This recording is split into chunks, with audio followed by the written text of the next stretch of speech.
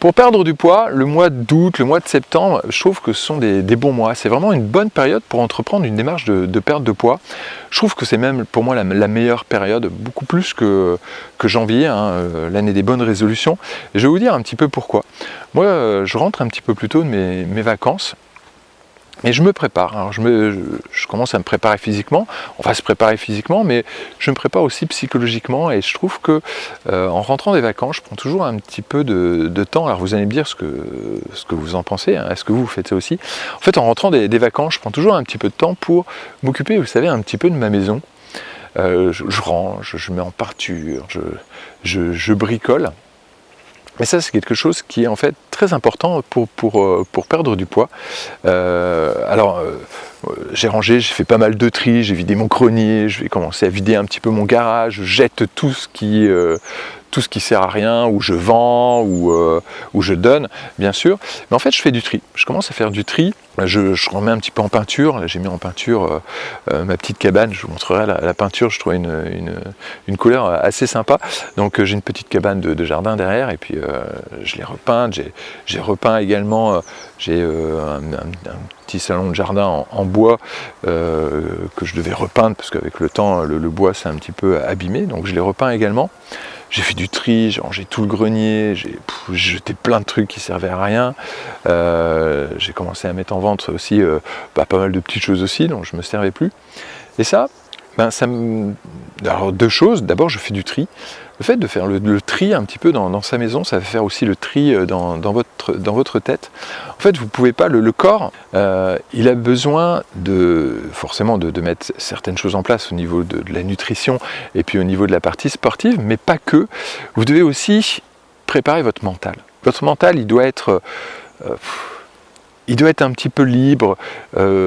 Si c'est le bordel un petit peu chez vous, s'il y a trop de choses, si les pièces sont un petit peu encombrées, eh bien, ça peut être un frein vous empêchant en fait de perdre du poids. Vraiment, je vous le dis, ça va être un frein parce que ça va vous demander une charge mentale, ça va vous demander un effort, ça va vous demander de l'énergie. Et cette énergie-là, en fait, vous devez la concentrer sur vous, vous devez la porter sur vous, vous devez porter votre focus sur votre sport, sur votre nutrition, sur votre écoute. Et si autour de vous, ça va pas en fait, c'est pas bien rangé, si vous mettez du temps à trouver les choses, si votre chambre, votre bureau, si votre salon, tout ça c'est encombré, eh bien ça va encombrer en fait votre esprit et ça va vraiment vous empêcher de perdre du poids. Donc ça c'est la première chose. Donc il est important de faire du tri dans sa maison. Vous allez voir, ça va faire du tri dans votre tête, vous allez vous sentir beaucoup mieux et c'est incroyable parce que moi c'est vraiment une période où j'arrive à fondre très facilement juste en faisant le tri chez moi.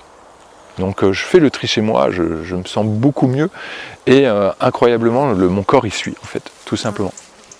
Ensuite, il y a une deuxième chose, c'est que pendant que je peins, pendant que je range, eh bien, en fait, je pense à autre chose, parce que là, ici, mois de septembre, souvent, à partir de début septembre, c'est le rush, hein, vous savez, on attaque, on est tout le temps dans le boulot, il faut remettre les enfants à l'école, il y a plein de choses, hein, c'est une bombe intellectuelle.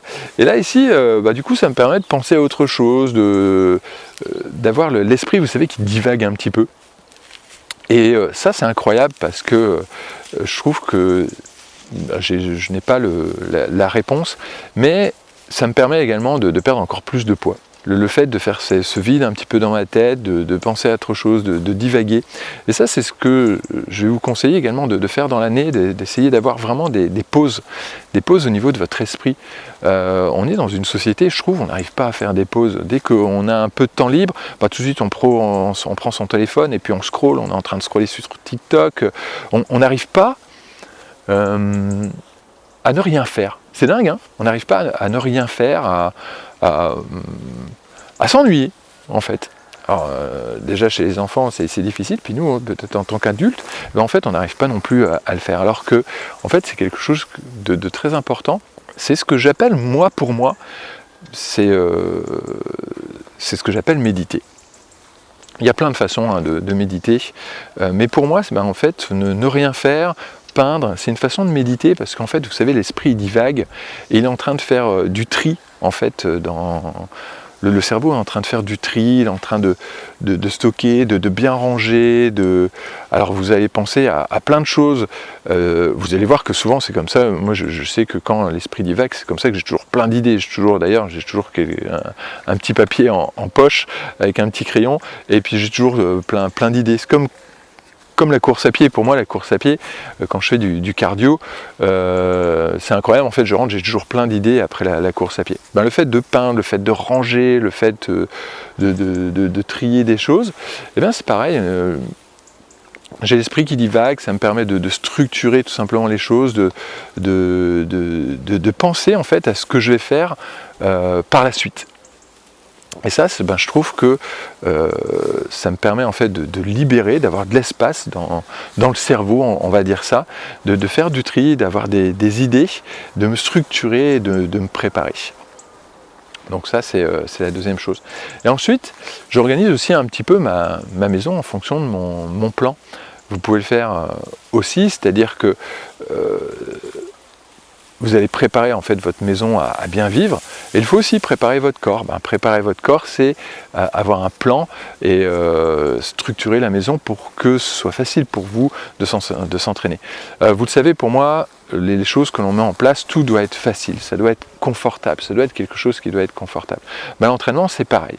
Vous pouvez commencer à préparer votre maison pour vraiment bien vous entraîner, c'est-à-dire comment vous allez ranger votre matériel, où est-ce que vous allez vous entraîner, dans quelle pièce, comment vous allez la décorer, comment faire en sorte que cette pièce tout simplement soit agréable. Et ça aussi, c'est une préparation. Donc voilà pourquoi pour moi, alors j'ai Erline là, si vous voyez mon bras de temps en temps qui part comme ça, c'est parce que Erline est en train de tirer, et si vous voyez bouger comme ça, faire des tours, c'est pareil, c'est parce que Erline elle s'enroule tout simplement autour de moi. Donc pour moi, août, septembre, c'est vraiment des bons mois, c'est des bons mois pour vraiment se préparer à perdre du poids. Et pourquoi ? Parce que ça permet de se préparer intellectuellement, psychologiquement, de faire le vide dans sa tête. Et par ça, ça passe par un petit peu de repos, le fait de se reposer, apprendre le boulot, le fait de... Je ne sais pas trop comment on peut appeler ça, vous savez, le fait de peindre et puis de laisser l'esprit un petit peu... se laisser aller, on va dire ça, un petit peu, laisser l'esprit se laisser aller, chercher un peu à s'ennuyer, faire en sorte que on arrive à structurer tout simplement les choses dans son cerveau, à remettre les cases, on va dire, à la bonne place. Tout ça, ça paraît bête, mais tout ça, ça va vraiment vous aider à perdre énormément vraiment de poids, à vous préparer justement à bien perdre du poids. Donc voilà, n'hésitez pas, si vous avez des choses à rajouter, dites-moi aussi qu'est-ce que vous pensez de ça. Est-ce que vous aussi vous ressentez ça?